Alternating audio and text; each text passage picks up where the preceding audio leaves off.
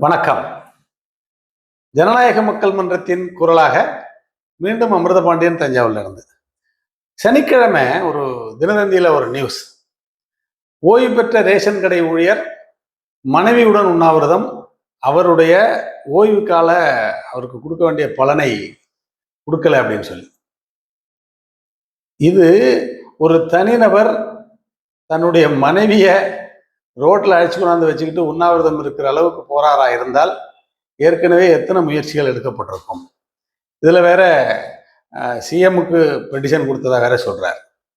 இதுல மக்கள் சைட்ல இருந்து நாங்க எப்படி எதிர்பார்க்கிறோம், இது மக்கள் மன்றத்தோட எதிர்பார்ப்பாக கூட வச்சுக்கலாம்.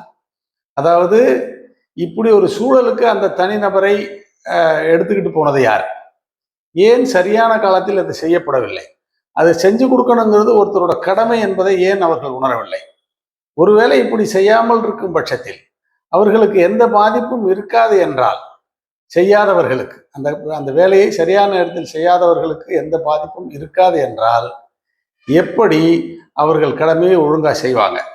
ஏன் இந்த நிலைக்கு போகணும்? அப்போ நிர்வாகம், முன்னாடி யாரோ சொன்ன மாதிரி நிர்வாக எந்திரம் சரியில்லைங்கிறது தான் அதுக்கு அர்த்தம். எந்திர கோளாறை எப்படி சரி பண்றதுங்கிறத நிர்வாகம் பார்க்கணும்ட்டு மக்கள் மன்றம் எதிர்பார்க்குது.